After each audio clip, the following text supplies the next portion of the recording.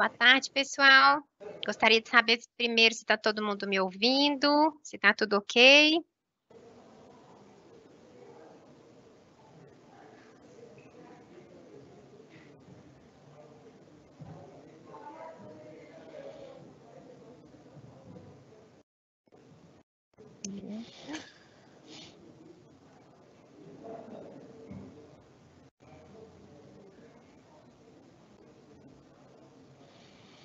Bom, tá tudo certo. Vamos lá.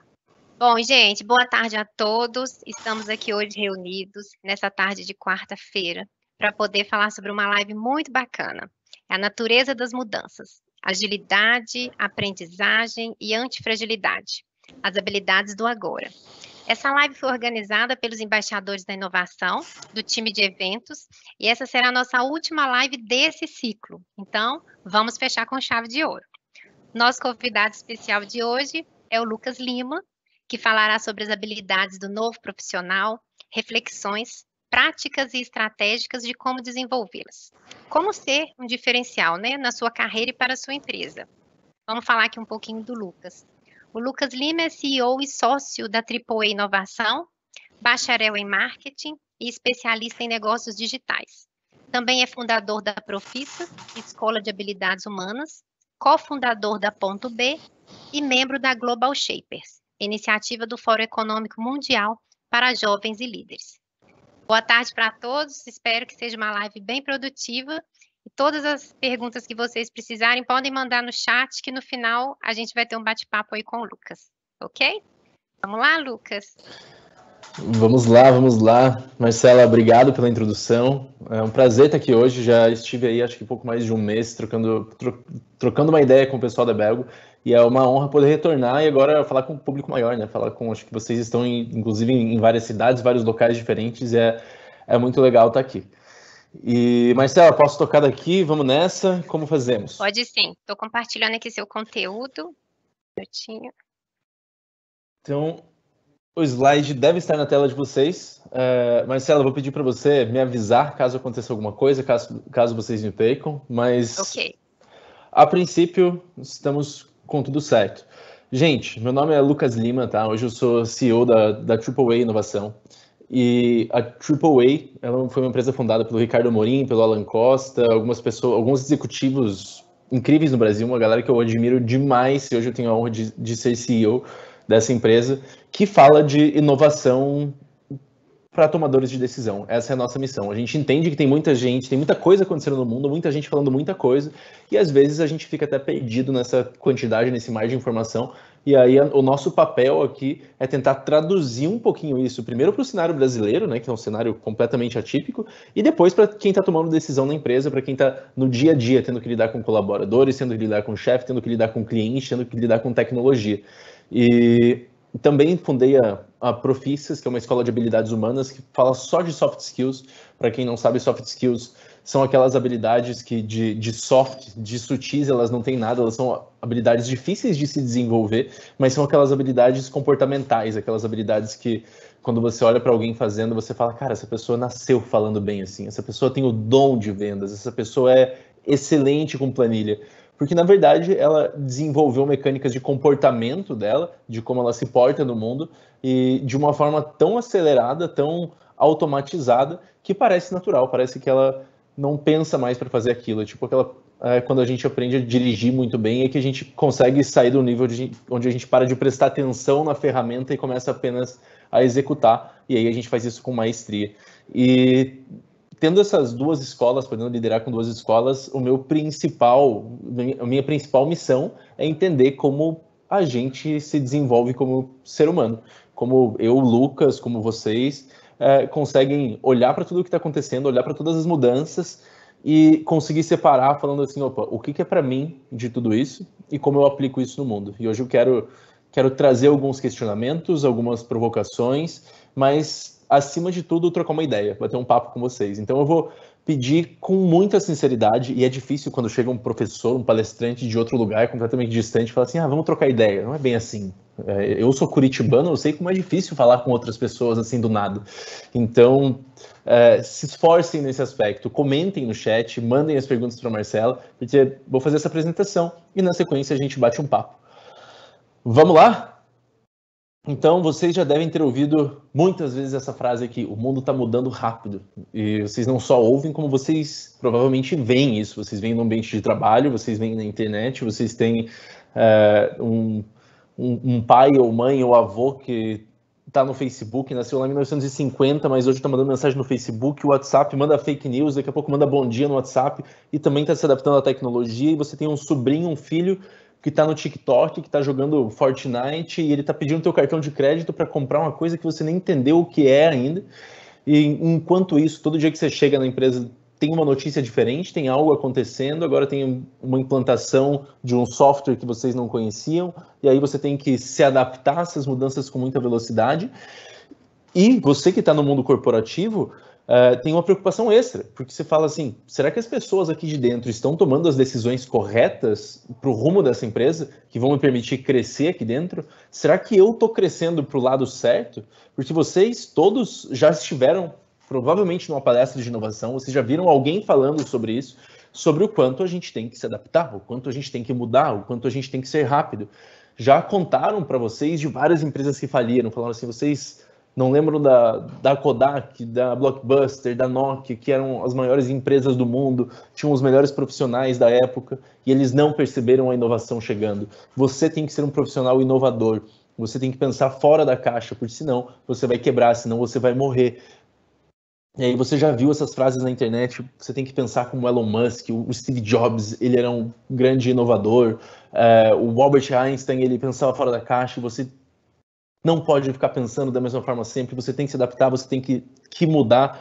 Já te falaram que o mundo agora ele é exponencial, que a curva agora, o mundo não é mais linear, antes as coisas aconteciam sequencialmente, a gente conseguia prever, agora quando a gente viu, entra num ponto de inflexão, quando de repente as coisas começam a acelerar e a gente não sabe mais o que está acontecendo. Provavelmente já viram algumas dessas palavras, então vocês já sabem que tem realidade virtual, que tem blockchain, que agora tem que fazer brainstorm, data mining, growth hacking. Nos últimos 10 anos, a gente viu muita mudança acontecer. E não foi só a mudança que acelerou, a velocidade da aceleração mudou. Então, a aceleração está numa constante crescente. E aí, o que a gente tinha há 30 anos, a gente via de mudanças acontecerem em um ano, hoje a gente consegue ver essas mesmas mudanças acontecendo em um mês. A gente consegue ver, às vezes, em 2 semanas.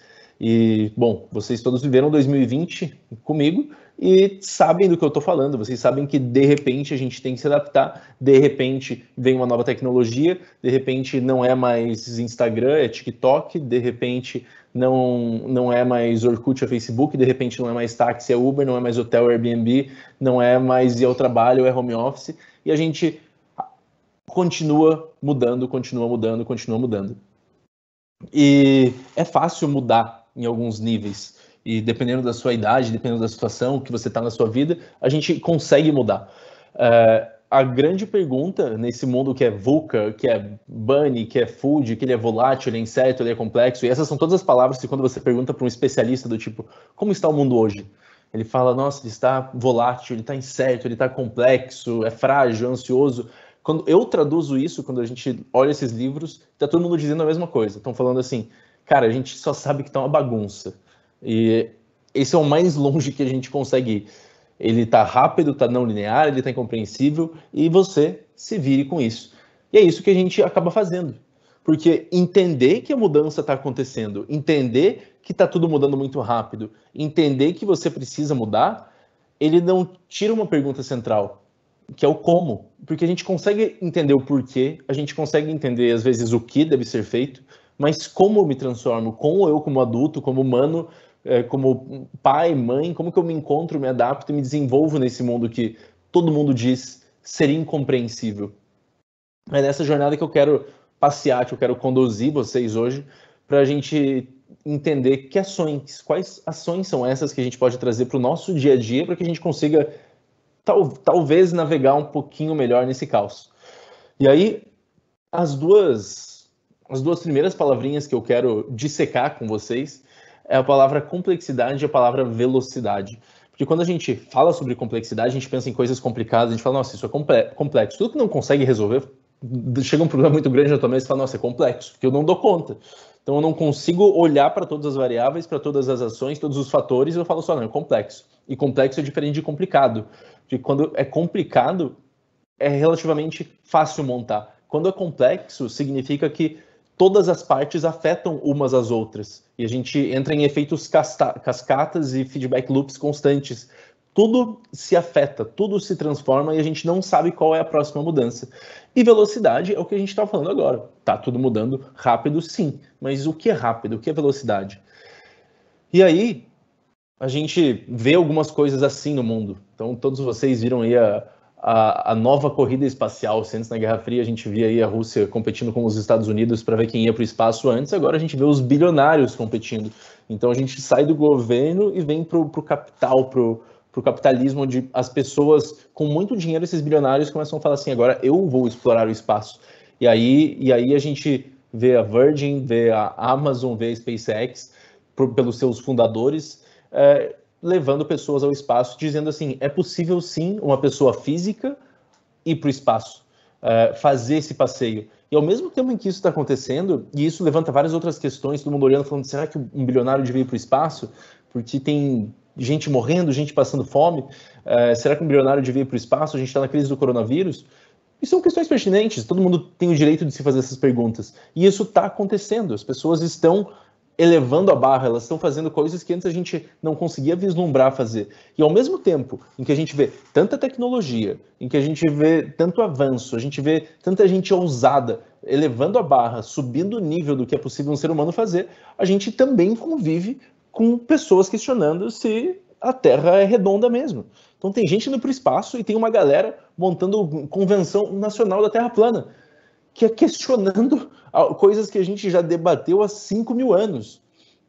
Inclusive, a gente olha isso como piada, mas ele acaba sendo perigoso. Você fala assim, caramba, o quanto a gente consegue se questionar e o quanto a gente consegue criar histórias que definem a nossa realidade. Não a nossa realidade, porque um cara que acredita na Terra plana não define a minha realidade, mas define a dele. Define as pessoas que ele influencia. E aí, ao mesmo tempo que a gente está num mundo de extrema abundância, esse livro do Peter Diamandis é incrível, que ele fala assim, a gente nunca viveu numa era tão graciosa.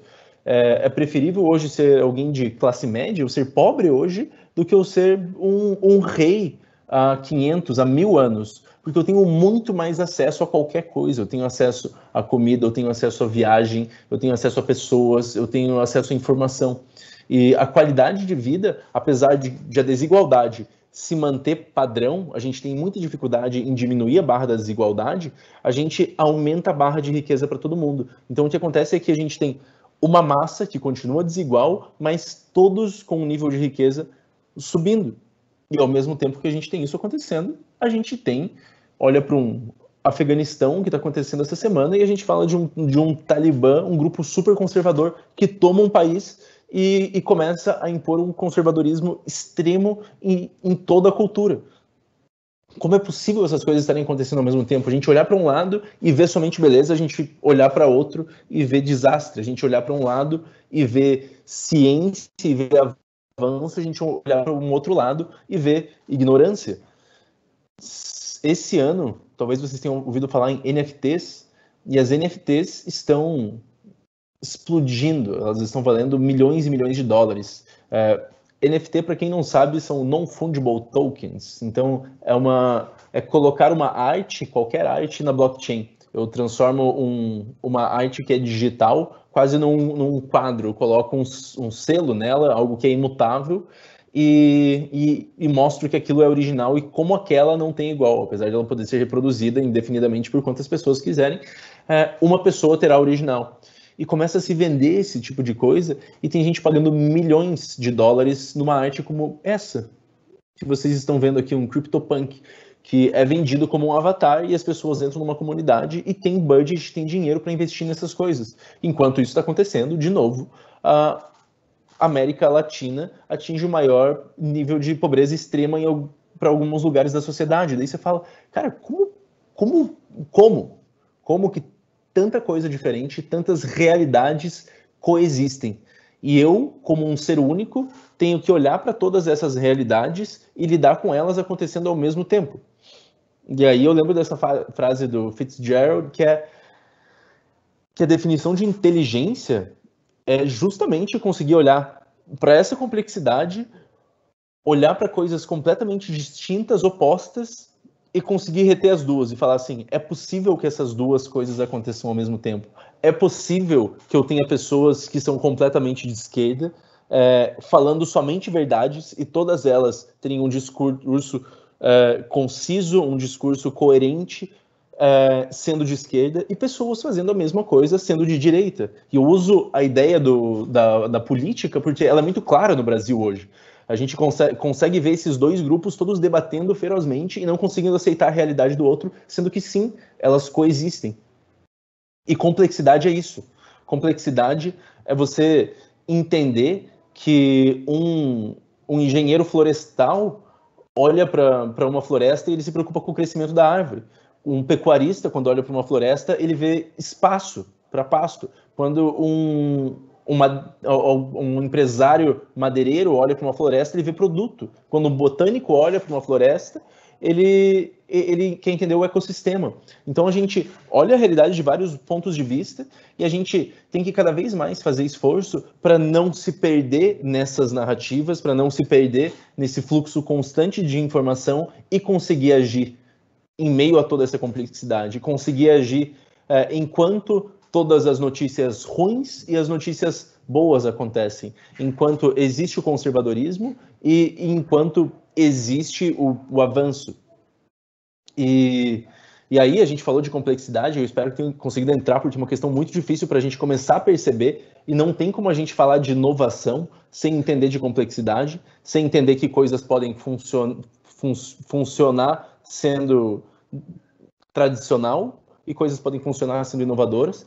E aí vem uma outra questão, que é uma questão que nos aflige também, que é o tal das coisas mudarem rápido. E eu vou passar esse slide para vocês, porque comigo ele chega a me dar náusea.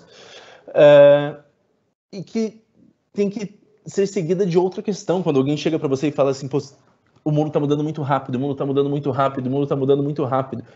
E aí você tem que se perguntar do tipo, rápido em relação a quem? Porque quando eu olho, por exemplo, o Usain Bolt correndo, e eu olho esse último colocado, que eu nem sei quem é, desse GIF que vocês estão vendo acontecer, eu olho para esse último colocado e falo assim, nossa, como ele tá lento, né? Tá muito devagar em relação ao Usain Bolt. Se colocar esse cara para correr do meu lado, eu vou ser muito devagar. E se me colocar para correr ao lado de outra pessoa que corre muito menos que eu, essa pessoa vai estar muito devagar. Então, se a gente está acelerado nessa mudança, e se eu estou entendendo o ritmo dessas mudanças, se eu estou entendendo todas as implicações tecnológicas, comportamentais, econômicas que estão acontecendo no mundo, eu estou vivendo num mundo onde é padrão. A mudança, ela é uma constante. A mudança é meu normal, é meu modus operandi. Agora, quando eu encontro outra pessoa que está dentro da caixa dela, que se isolou do mundo, quando essas coisas chegam, quando essas coisas batem, elas batem com muita força. E aí a gente tem que fazer um esforço para não ser o John Travolta no meio do Avengers, que é do tipo, o que eu estou fazendo aqui? Tá tudo acontecendo, eu tô vendo tudo acontecer, mas eu não me entendo, não me coloco, já não faço mais parte desse novo mundo. E se tem uma coisa que aconteceu em toda a história da humanidade, é que as coisas mudam. E que toda geração anterior olha para a geração nova e fala assim, isso aí é besteira, isso aí é balela, isso aí não vai dar em nada. E toda a geração anterior fica para trás. E perde mercado, e perde lugar, e perde espaço para as novas gerações. Porque o mundo acaba sendo delas. E a gente precisa olhar para a tecnologia e para a inovação, não com o que ela implica na mudança tecnológica, no software, no hardware, no chip, ou no celular que agora tem 8 câmeras. O que ela implica é em como o consumidor passa a se comportar.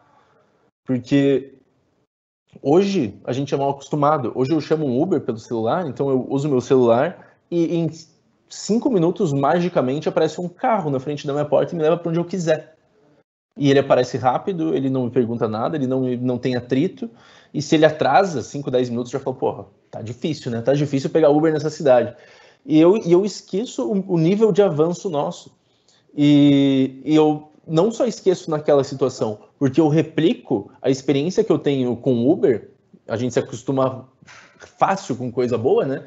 Eu replico para todas as outras experiências que eu tenho. Então, se eu vou num hotel e fico 10 minutos esperando, se eu vou numa fila do banco e fico meia hora esperando, se eu preciso falar com um autoatendimento e aquilo me dá trabalho, eu falo, que experiência horrenda. Porque agora eu já me habituei com o que é melhor, com o que é novo, com o que é mais tecnológico, com o que tem menos fricção, onde a experiência é excelente. E eu vou replicar isso para toda a minha vida.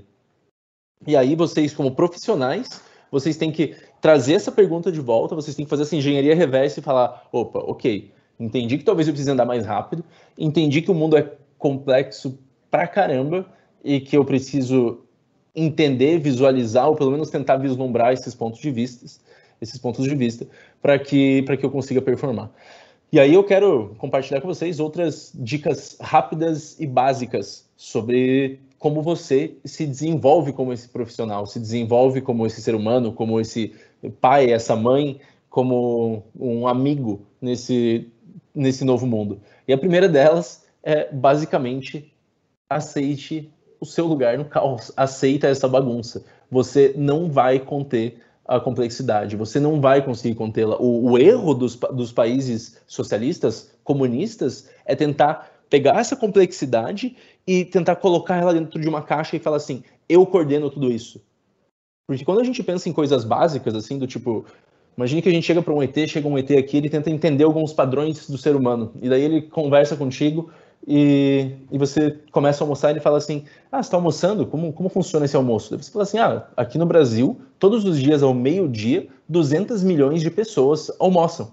Daí ele, todas as pessoas do Brasil almoçam, fazem o que você está fazendo ao meio-dia, todos os dias? Daí você, sim.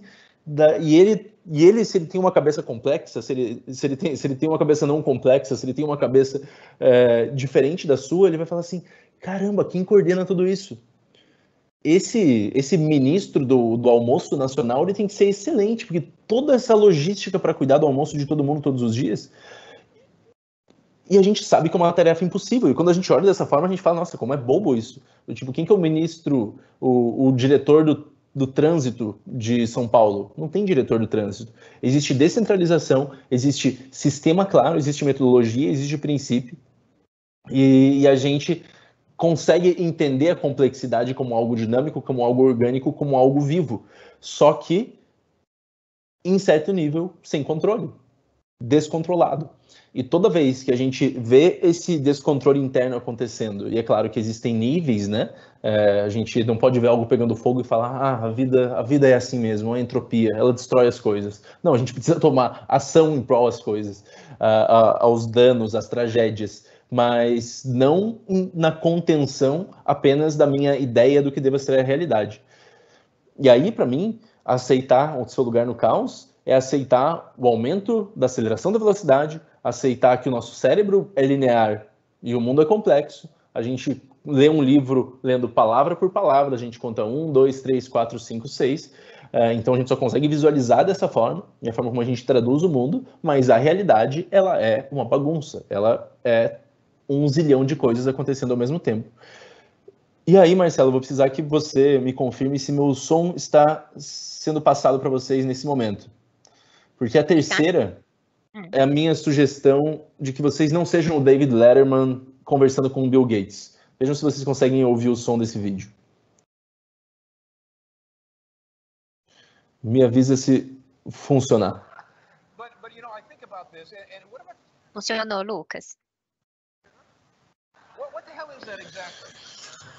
Well, it's become a place where people are publishing information. Right. So everybody can have their own homepage, companies are there, the latest information. It's wild what's going on. You can send electronic mail to people.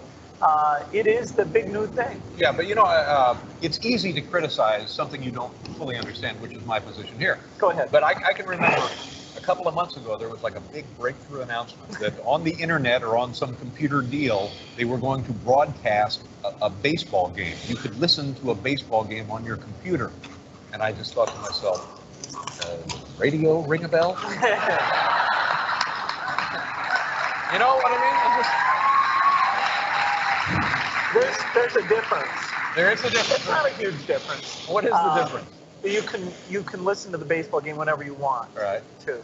Oh, I see. So it's stored in one of your memory deals. Exactly. And then you can come That's back the a year RAM later. thing you talked about earlier. Yeah. Tape recorders ring a bell.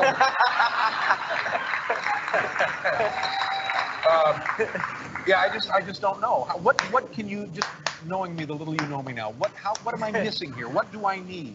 Well, if you want to learn about the latest cigars or auto racing statistics. Well, you know, I've got that covered. I subscribe to 2 British magazines devoted entirely to motorsports, and I call the Quaker State Speed Line about 2 times a half hour. So now would the computer give me more than I'm getting that way? Well, you could find other people who have the same unusual interests you do, and.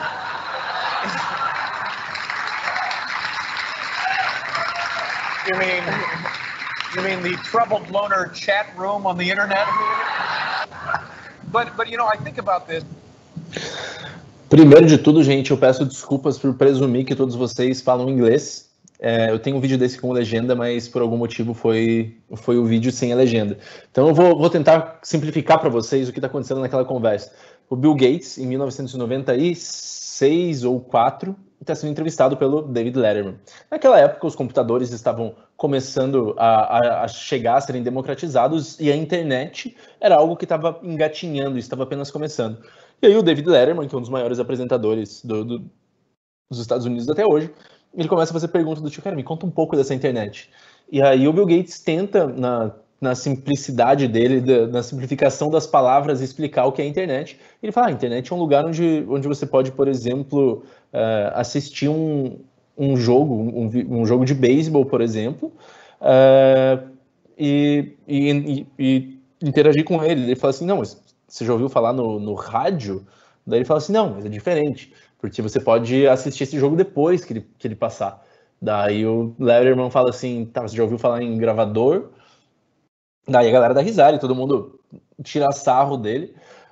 E daí ele fala mais uma do tipo, você pode, por exemplo, encontrar pessoas com os interesses comuns, parecidos com os seus, e conversar com elas sobre. Daí ele fala assim, eu assino 2 revistas e frequento um lugar lá das coisas que eu gosto, e eu faço isso por lá. E não preciso da internet para isso. E todo mundo dá risada e bate palma e tira sarro. E o que ninguém está vendo é que o Bill Gates, que hoje é um dos maiores bilionários do mundo, estava vendo naquela época. Ele estava vendo algo disruptivo, algo inovador, algo diferente do comum na frente dele. E ele estava entendendo que os mesmos hábitos dos seres humanos, eles iriam para um outro patamar, eles iriam para a internet, eles iriam para o digital. Mas o que acontece com o status quo? A gente, enquanto essas coisas estão começando, a gente não consegue enxergar 2, 3, 4, 5 passos na frente. E a gente trata elas com desdém, a gente trata elas com piada, a gente não consegue saber o que realmente está acontecendo por trás daquilo. E o que acontece é que quando a inovação chega, parece que ela chegou de repente. Mas do tipo, os táxis chegaram aqui, o Uber chegou aqui em 2015, os táxis ficaram malucos e o Uber estava sendo criado, construído desde 2008. Então a tendência ela já existia, mas tinham pessoas que não estavam enxergando a velocidade da mudança, elas não estavam enxergando a complexidade dessas mudanças, e para elas era do tipo, nós vamos nos proteger, nós vamos manter o status quo com o que a gente acredita, e acontece que a gente não freia a tecnologia, a gente nunca freou.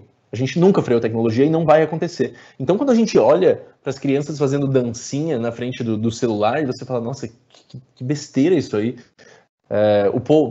Nossa, essa geração de hoje está perdida. Calma lá. Cuidado com essa afirmação. Porque toda geração teve costumes que não se pareciam totalmente sem sentido.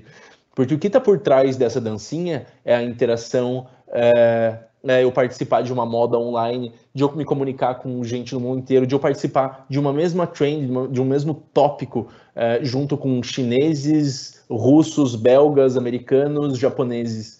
É da gente estar cada vez mais conectado e fomentando essas trocas. É a gente entender que o fluxo de informação que antes vinha num livro, que a gente demorava para ler talvez um mês, agora ele está em alguns stories. E a gente não faz mais reading, a gente faz screening, ou seja, a gente não lê, a gente passa o olho nas coisas. E essas gerações, com certeza, têm muita coisa a perder por não ter a paciência para ler um livro, mas com certeza a gente também tem muita coisa a perder por não ter a agilidade deles de consumo de conteúdo. Então, quando a gente olha para essas pequenas tendências, a gente tem que entender, opa, o que muda na minha relação com o meu cliente? O que muda na minha relação com os meus colaboradores? O que muda na relação com o meu filho? O que muda na relação com os meus pais? Porque a mudança, ela não vai deixar de acontecer e a dor maior, ela vai ser quando você ser a pessoa alienada, quando você ser a pessoa que está para trás. Porque eu tenho certeza que você vai estar fazendo chacota dessas coisas, junto com um grupo no WhatsApp que também está fazendo chacota das mesmas coisas, e todos estarão concordando com vocês. Eles vão pensar exatamente a mesma coisa. Porque a gente adora as nossas bolhas, elas são confortáveis, elas são seguras, é uma delícia. Não falam assim, você tem que sair da sua zona de conforto. Nossa, o meu sofá é maravilhoso. Quando eu deito lá, eu não quero sair mais nunca. O conforto, ele é ótimo.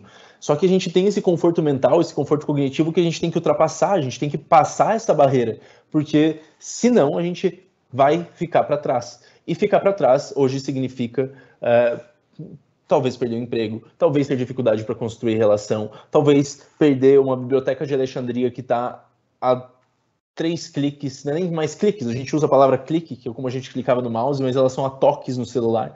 E aí a gente tem que lembrar da adaptabilidade, a gente tem que lembrar que, assim como Bruce Lee, a gente tem que ser água. Be water, my friend. Ele falava isso. Porque se a gente não se adapta, ou a gente se isola, a gente tem que virar um ermitão, ou a gente sofre quando a adaptação nos obrigar. E para a gente é cada vez, para a nossa geração especialmente, aí eu estou presumindo que eu estou falando com pessoas aqui que nasceram entre 75, talvez 95, nós fomos para a escola e mapas foram apresentados para nós. Era fácil entender o que ia acontecer.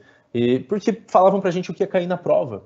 Eles olhavam para a gente e falavam assim, a gente está estudando essa matéria, porque no final desse bimestre vão cair essas perguntas ou essa matéria, uma prova surpresa, e aí você vai passar e você vai para o outro bimestre. E se você fizer os 4 bimestres e não passar, você reprova, mas você tem uma missão clara, que é passar de ano. E você fala, opa, então eu tenho um script do que seguir, do que eu devo fazer. E isso se repetia até o vestibular, se repetia no ensino médio, se repetia quando você passava num estágio, e você virava trainee, por exemplo, você falava, agora eu vou subir essa ladeira.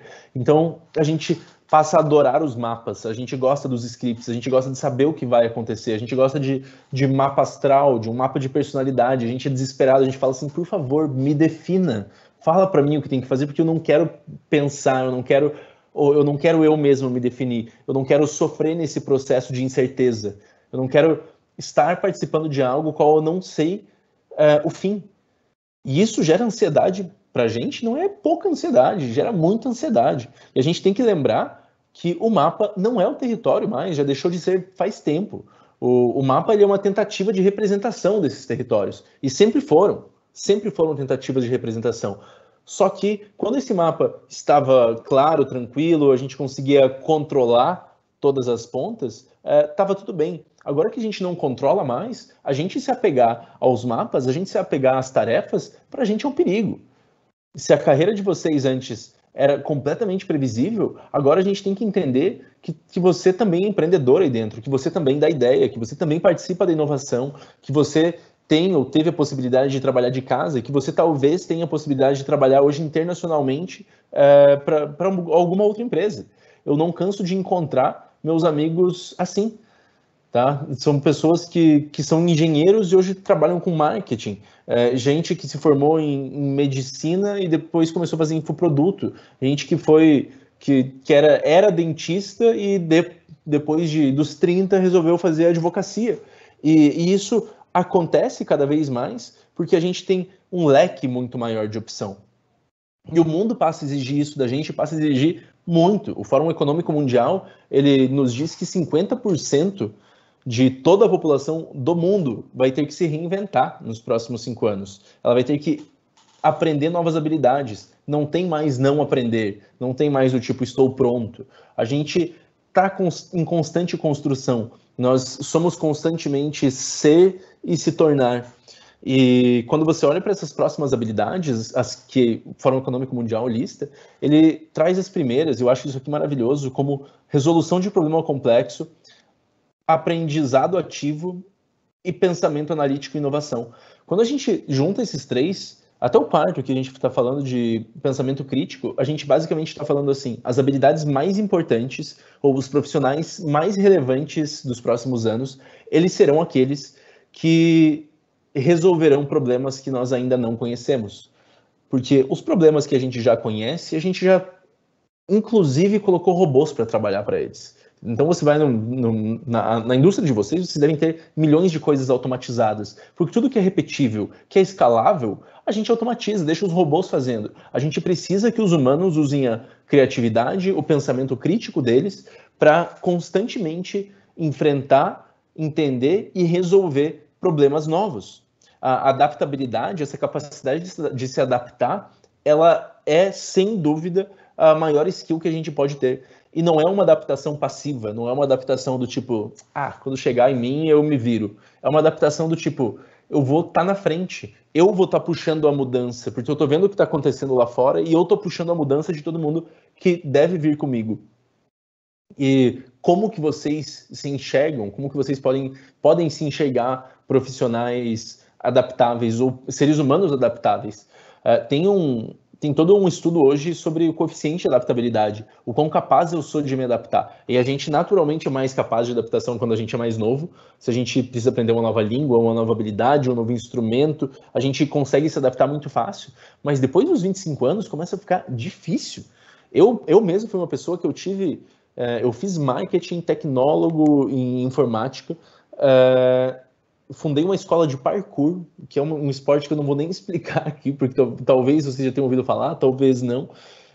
Primeira escola de parkour do Brasil. Depois eu abri uma agência de marketing, e essa agência de marketing depois virou uma escola de habilidades humanas. E aí eu fui convidado para participar da AAA, e hoje a Profissas, que é essa minha outra empresa, está virando uma escola para diversidade, também abrindo um braço para isso. Então você fala, nossa, o Lucas é perdido, é completamente indeciso. Sim e não, porque a indecisão, ela parte justamente da insatisfação com o momento atual, de eu conseguir olhar para as coisas que eu já conquistei e falar assim, cara, dá para fazer mais. Dá para fazer mais porque tem gente fazendo, porque eu estou olhando para fora e estou vendo o que estão fazendo. Então, por que não eu? E aí a gente dá esses passos mais largos, e ao invés de correr atrás, a gente puxar quem está vindo. A gente constantemente fazer perguntas de, e se isso acontecer? Quantos galhos de possibilidade a gente abre na nossa cabeça mesmo? Um cenário se representa e a gente fala, e se aparecer isso? E se aparecer esse outro? E se isso não virar? Quais são os galhos, as ordens de efeito de cada decisão que a gente toma? Quão longe a gente consegue ir nessas ordens de efeito? Porque se uma coisa acontecer, ela abre outras 3, 5, 10 possibilidades. E eu posso abrir elas de novo, como uma árvore mesmo, como os galhos de uma árvore. Então, basicamente, tudo é possível a partir do agora. A gente só precisa começar a fazer mais esse exercício de sair de um caminho único, de um caminho linear previsível e começar a falar, opa, isso aqui pode ser mais de uma opção. Quantas vezes vocês olham para si e se perguntam, o que eu desaprendi? Ou qual foi a última coisa que eu aprendi? E eu não estou falando de coisas complexas, tá? Não estou falando de um MBA, não estou falando de uma língua nova. Eu estou falando de presunções que a gente tem muitas vezes na vida e que a gente fala, caramba, eu estava errado, cara. Eu postei sobre isso, hein? Eu mandei no grupo e eu estava errado. Queria poder apagar, mas não consigo. Mas isso é mudar de ideia, isso é desaprender. Isso é colocar em xeque coisas que você tem como certeza hoje. Porque a gente aprende, mas a gente tem que desaprender também. A gente tem que deixar um monte de coisa para trás. Quantas vezes no seu dia a dia você segue sua curiosidade, você explora coisas novas somente porque você quer, não porque disseram para você que deveria ser feito. Quantas vezes você entra em fluxos, por exemplo, no YouTube, ou em livros, ou de informação, em qualquer rede social. Eu falo rede social porque ela hoje é um caminho para o aprendizado, de pesquisar coisas que não necessariamente alguém te exigiu fazer, que o teu trabalho te exigiu, ou que uma comida te exigiu, porque você fala, cara, isso é interessante. E aí você aprende culinária, e em culinária você aprende gestão de tempo, e você se torna um melhor gestor porque você entende que montar pratos complexos na cozinha exige extrema organização. Ou que você é uma pessoa que começa a pular de paraquedas ou andar de moto e fazer um esporte de risco, e você entende que existe risco e passa a lidar melhor com o risco. Porque a gente consegue hoje, com muito mais facilidade, conectar todo o externo, tudo isso que antes eram coisas separadas, e trazer para uma complexidade e falar assim, isso sou eu sou esse ser integral, o Lucas Lima, não é somente a pessoa que vocês estão vendo da palestra, é uma pessoa que também tem medo, é uma pessoa que também viaja, é uma pessoa que também sabe nadar, é uma pessoa que também faz X, Y, Z. E isso começa a me definir em vários meios, e eu consigo cruzar essas conexões, cruzar esses pontos de ação, o meu modo de operação. E para saber disso e para fazer isso bem, a gente precisa olhar para dentro. E essa é a lição mais antiga do livro, tá? Tava lá no portal de Delfos, lá em Sócrates, lá Sócrates falava, conhece a ti mesmo. E a gente tem que conhecer a gente mesmo, porque hoje é a primeira vez na história onde a gente não se conhecer tem concorrência. Porque pode ser que as pessoas que me seguem no Instagram me conheçam melhor, e eu tenho certeza que elas me julgam, como a gente julga as outras pessoas, como a gente fala, nossa, fulano é tão perdido, a Márcia mudou de emprego de novo, tão perdida, tadinho. E quem sou eu para saber da Márcia? Mas será que tem verdade no que eu estou falando para ela? Será que ela realmente está nesse processo? Será que ela tem noção do que está acontecendo? Será que alguém que tá com medo, que está inseguro, ele está ciente de tudo isso? Porque é fácil olhar, apontar os dedos, mas quanto a gente não se engana? É muita informação, são muitas estrelas, é muito estímulo brilhando a todo momento. Para vocês terem ideia, eu gosto de trazer esse dado, que se você quisesse ver todos os vídeos publicados no YouTube ontem, você ia levar 82 anos. Isso é absurdo, não entra na minha cabeça. É tanto conteúdo sendo produzido, é tanta coisa acontecendo, é tanta rede social te estimulando, e não só te estimulando, te conhecendo, né? Porque elas também sabem exatamente o que você gosta e só mostram aquilo para você. Elas reforçam, inclusive, os teus padrões negativos. Você se compara com todo mundo ao teu redor. Sempre tem alguém melhor que você no LinkedIn, tem uma ideia e conta uma história linda de como ele se superou e mudou a vida de alguém. Sempre tem um investimento que aparece lá, a Betina vai falar para você no Stories, do tipo, ganhei 2 milhões de reais e você não ganhou nada. E você fala, meu Deus do céu, eu tô perdido nisso. Tem alguém se eu abrir o Instagram agora, tem alguém na Grécia tomando sol num iate e eu tô aqui trabalhando. A gente tem essa capacidade de se comparar com todo mundo a todo momento. E aí, se a gente não se conhece, esse consumo de conteúdo só gera problema pra gente, tá? Não adianta a gente consumir informação infinita se a gente não sabe para que usar essas informações. A gente precisa desesperadamente aprender a distinguir sinal de ruído, o que importa do que não importa, o que é lixo do que é relevante. E tem muita coisa irrelevante no mundo, e as coisas irrelevantes, elas não são irrelevantes porque a gente não consome elas porque alguém está obrigando, porque elas são gostosas, elas são legais. Você olha, nossa, que divertido isso aqui.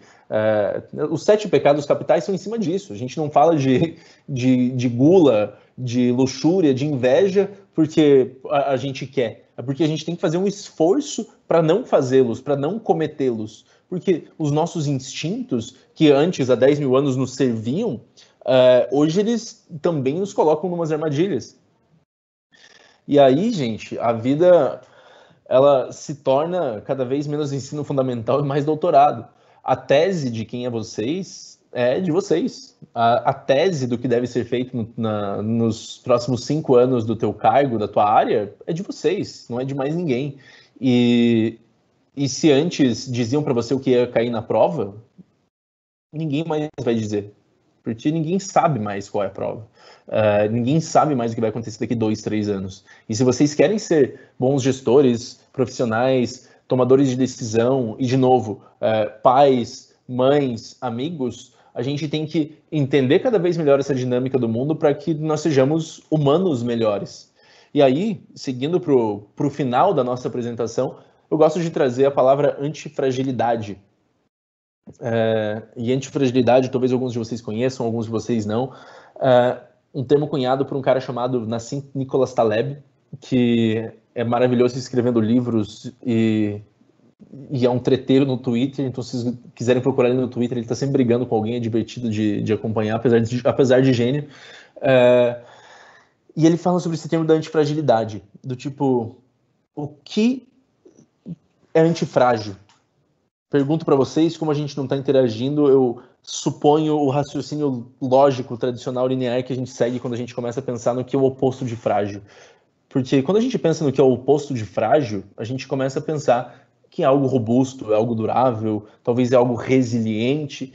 E quando a gente traz esses argumentos, esses adjetivos, a gente fala, pô, legal, faz sentido. Mas se a gente tomar a definição de fragilidade, a definição do que é frágil, como algo que perde a sua função, se destrói ou morre quando exposto a uma adversidade, ou seja, ele perde a função, se destrói ou morre quando ele é exposto a uma adversidade, ou seja, algo ao qual ele não foi feito para ser executado, o oposto de frágil não seria algo que simplesmente se mantém, porque algo robusto, algo resistente é algo que continua a mesma coisa. O oposto de frágil deveria ser algo que se constrói, ganha funções, ganha mais vida quando exposto a uma adversidade. E aí a gente tem que passar a se perguntar do tipo, o que é alguma coisa antifrágil? E eu compartilho, deixo um vídeo rolando de fundo com vocês. Eu não consigo tirar o som desse vídeo, gostaria agora. Não sei se vocês estão ouvindo a minha voz enquanto ouvem o vídeo. Tá bem baixinho o vídeo, mas a sua voz está sobressaindo, tá?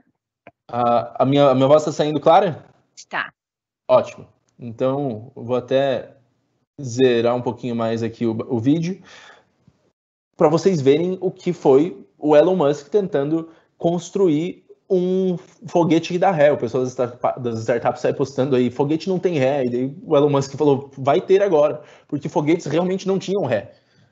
Eles eram feitos para levar satélites para ir para fora do espaço, só que é impossível pousar algo daquele tamanho, daquela magnitude. Só que esses boosters, eles eram a parte mais cara de um foguete. Você mandar um desse para o espaço para perder ele era caríssimo. E aí a lógica dele foi, cara, se eu fizer diferente, se eu pousar isso aqui, eu economizo tudo que a NASA e os órgãos governamentais nunca conseguiram, porque a parte mais cara eu consigo automatizar, eu consigo cuidar desse processo e consigo reutilizar. E aí ele não só destruiu dezenas de foguetes tentando fazê-los pousar, como compartilhou todas as falhas dele. Ele postou na internet, postava toda vez que ele tentava postar um foguete e não dava certo. E hoje ele está conseguindo pousar, levar satélites e voltar, quase como a gente faz uma baliza no carro, mesmo sabendo que baliza no carro não é tão fácil quanto dizem. E aí a gente começa a refletir beleza, o que significa isso, sabe? O que significa alguém que está testando alguma coisa nova, que está tentando alguma coisa nova? Entender de antifragilidade é entender que tem coisas na vida que para a gente inovar, a gente vai precisar testar e errar. Só que a gente não pode se dar ao luxo de testar, errar e jogar num canto. A gente tem que testar, errar e saber que nós somos antifrágeis o suficiente para conseguir se construir com as fragilidades. A gente não percebe isso, mas para o sistema aéreo, o sistema de aviação, por exemplo, toda vez que um avião cai, é bom para o sistema. E isso, num ciclo de 100 anos de aviação, torna a aviação o modo de transporte mais seguro de todos. É muito mais seguro. Eu tenho menos chance de morrer andando de avião do que andando de bicicleta. E isso porque toda vez que um avião caía, o sistema melhorava. O sistema olhava para si e falava assim, ops, o que fizemos de errado aqui? Deu problema, não pode cair. E aí você tem infinitos protocolos de segurança para fazer com que aquilo não se repita mais. E aí você tem um extremo ganho de eficiência, você tem um extremo ganho de experiência em alguns sistemas que são complexos e são antifrágeis. E aí vocês, como profissionais, como empresa, vocês têm que entender essa palavra, de falar assim, como seremos quando houver uma diversidade? Porque elas vão existir. Elas já existem, mas elas vão existir cada vez mais. Como vocês vão responder a elas? Se vocês vão ser as empresas que não vão conseguir suportar esse estresse, ou se vocês conseguem ser tão ágeis, tão antifrágeis, com tanta capacidade de aprendizado aí dentro, que vocês saem dali melhorados e não piorados. E aí fica o meu convite final para vocês. Eu espero que esse papo tenha sido tão bom para vocês, quanto foi para mim poder compartilhar todos esses conteúdos, mas que vocês constantemente olhem para essa incerteza e a aceitem, que vocês sejam curiosos, que vocês questionem, que vocês explorem, que vocês aprendam, desaprendam, e no fim das contas, levem quem vocês puderem com vocês, porque muita gente ainda precisa desse mindset, muita gente precisa entender a nova dinâmica do mundo para a gente sofrer cada vez menos e ser parte dessa mudança, não quem está assegurando. Muitíssimo obrigado e bora para alguns minutinhos de bate-papo hoje. Se vocês quiserem, sigam a AAA Inovação, me sigam no Instagram, no LinkedIn, eu espero muito que vocês tenham gostado. E obrigado, gente. Ei, Lucas, foi ótimo, um momento de reflexão muito bacana para a gente aí nessa tarde de quarta, muito bacana mesmo. Vou dar uma lida aqui no que o pessoal publicou, tá bom? Beleza. Então temos aqui um anônimo. Muito legal a sua apresentação, só fico com uma questão em mente. Será que as pessoas estão preparadas para tantas mudanças em tão pouco tempo? Estamos felizes e saudáveis? Qual a sua dica para viver tudo isso e preservar a nossa saúde mental? Boa, anônimo. É um pouco do que a gente compartilhou aqui hoje, tá? Parte dessa palestra também é um pouco sobre saúde mental. Como eu falei, é muito fácil mudar quando é cedo, quando a gente está antes dos 25. E quando a gente está com 35, 40, é difícil falar assim, você vai ter que mudar de emprego, você vai ter que começar do zero, você vai ter que aprender de novo. Exige cada vez mais esforço, porque nós gostamos de segurança. E todo esse fluxo de informação, ele gera na gente ansiedade, ele gera fobo, ele gera fomo, e parece que a gente está sempre perdendo alguma coisa. E por isso, e esse é o principal motivo pelo qual eu faço questão de falar de autoconhecimento nessa palestra. Porque só quando a gente entende o que é importante para a gente consegue abstrair de todo o resto que apenas nos afeta negativamente. Eu cresci com a minha família, com a minha mãe, minha avó, assistindo esses jornais de meio-dia que passavam no SBT, na Band, onde você só vê notícia alarmista, onde você só vê tragédia. E eu me perguntava por que elas viam aquilo todo dia, e aquilo parecia natural para elas. E aí elas passavam o dia sabendo, nossa, houve um assassinato, houve um sequestro, o mundo tá perigoso, o mundo tá isso, o mundo tá aquilo. E aí conforme eu cresci, eu falei, gente, não tem nenhum sentido, porque a realidade que eu tô vendo aqui de fora não é a realidade apresentada por esse jornal sensacionalista. E aí a gente tem que fazer essa leitura nossa de falar, bom, o que é importante para mim? Porque não é tudo que é importante para nós, mas está longe de ser. E a gente tem que começar a fechar algumas portas, a gente tem que realmente fazer um esforço para distinguir sinal de ruído, do que é importante para mim e o que não é importante. Porque se tudo é importante, a gente vai ficar maluco. Como eu falei, são 82 anos para assistir os vídeos no YouTube publicados ontem. E só com essa seleção humana ou artificial, de eu treinar os algoritmos para que eles me coloquem coisas apenas que eu julgo fazer sentido, eu consegui me desconectar um pouco desse mundo para eu conseguir ter relações mais vivas com outras pessoas que para mim importam, eu consegui seguir pessoas que transmitem conhecimentos e informações que eu vejo que fazem sentido porque tem coerência, e aí quando eu aprendo a pensar e avaliar desse ponto, fica muito mais fácil olhar para todos os outros estímulos e falar, cara, é só mais um ponto emitindo algum sinal. E existem 8 bilhões atualmente, né? E aí você conseguir falar, esse ponto não é importante para mim hoje. Beleza. Temos uma daqui da Adriana Negreiros. Mediante esse cenário apresentado, percebo que temos que filtrar o que realmente precisa ser mudado para sobreviver. Para cada realidade, há diferentes pontos de vista, valores e necessidades específicas.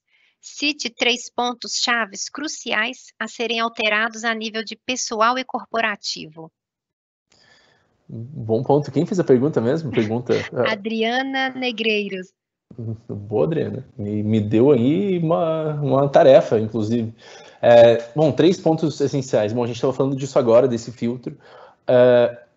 A nível pessoal, entender que os algoritmos têm uma agenda própria, então eles têm intenções. Quando eu falo algoritmos, não é um robô que está tomando decisão, é o Facebook, no caso faz parte da mesma empresa, mas é o Instagram, é o TikTok, é a Amazon, que eles têm objetivos com a gente. E a maioria desses estímulos, eles são programados via algoritmo. Então a gente tem que, como a nível pessoal, treinar esses algoritmos, literalmente, falar assim, bom, eu não vou me envolver com coisas que não são importantes para mim. Eu vou instalar um aplicativo, por exemplo, que me impede de entrar no Instagram toda hora que eu dispersar. E eu estou falando Instagram, mas pode ser WhatsApp, pode ser qualquer outra coisa.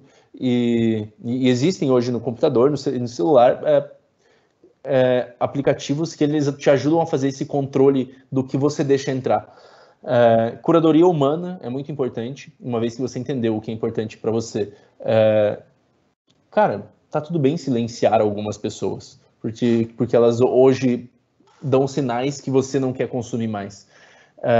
E a outra, que é entendendo que a gente tem que cuidar de si, para saber o que a gente deixa entrar, e, ao mesmo tempo, entender o que é importante de mudança externa, a gente também tem que abrir algumas portas para perceber esses nuances, para perceber o que está acontecendo lá fora. Então, eu não sigo todas as empresas que falam de inovação do mundo, mas eu seleciono 3 ou 4 que fazem uma curadoria para mim, mandam coisas que eu julgo que são importantes para mim e que me fazem perceber algumas noções do que está mudando na minha área. E aí vocês têm que fazer a mesma coisa. Tem influenciador hoje de todas as áreas. E aí vocês têm que, se você trabalha com marketing, talvez estudar Philip Kotler, como eu estudei na faculdade, já não faça mais sentido. Talvez faça mais sentido eu entender de marketing digital com quem está aplicando isso hoje no Instagram e no TikTok. E aí faz sentido eu estar consumindo desse conteúdo. Então a gente precisa de senso crítico como pessoa mesmo, fechar algumas portas, entender o que é sinal e o que é ruído e o que é importante para a gente. E é um esforço que é só nosso. A gente estava acostumado a terceiros definirem isso pra gente. E às vezes está tudo bem, tá? A gente pede ajuda e outras pessoas ajudam a definir.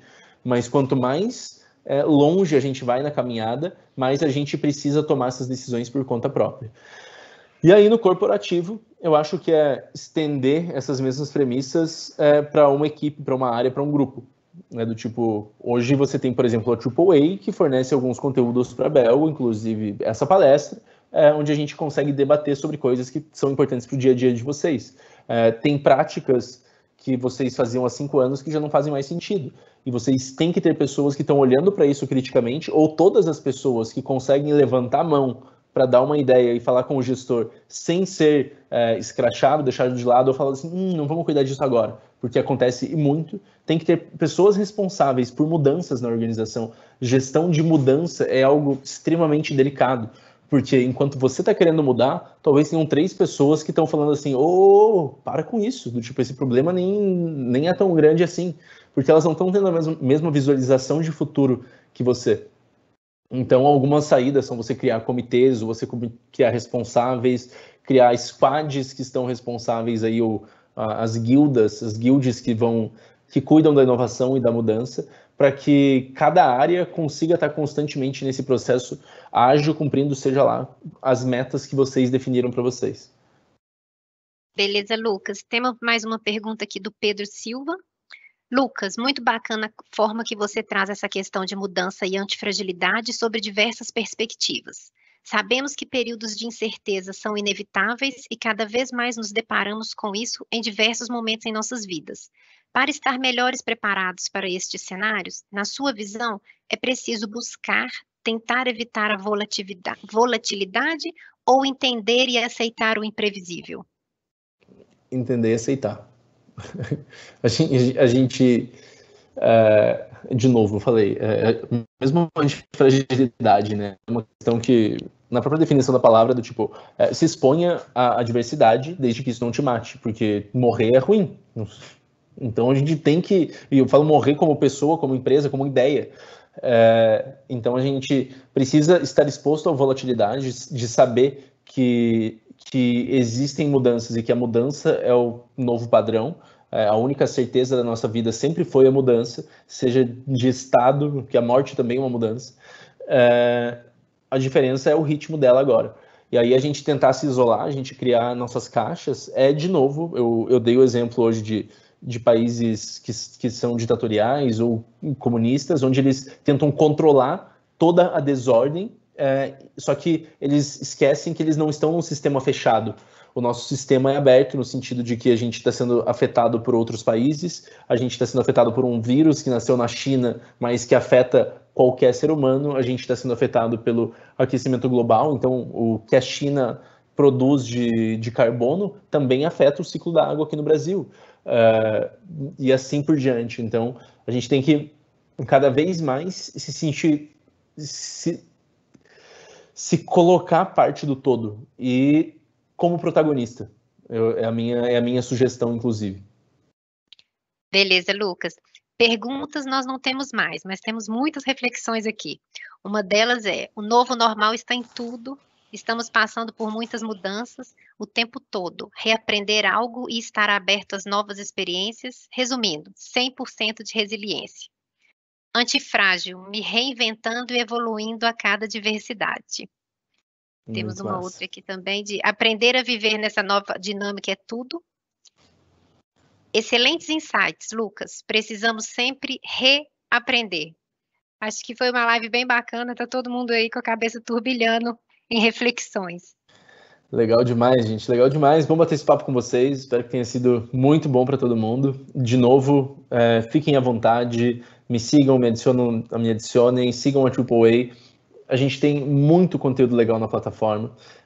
Então, se você seguir o Instagram da AAA Inovação, todos os dias você já vai encontrar notícias que são relevantes. E a gente toma muito cuidado para isso, para não trazer notícias alarmistas, para não ser notícias que são apenas... não trazer notícias que são fofocas, por exemplo, porque a gente sabe que realmente a gente tem que escolher o que consumir, a gente tem que escolher o que faz sentido para a gente, já que a mudança é certa, a gente precisa de gente que facilite o para onde essa mudança deve ser feita. Lucas, muito obrigado. Eu gostaria de agradecer a todos os participantes. Nós tivemos 105 pessoas participando nessa live. Legal. Então, eu gostaria de agradecer a todos e estaremos aí numa próxima oportunidade com todo mundo. Obrigado, Marcela. Valeu, pessoal.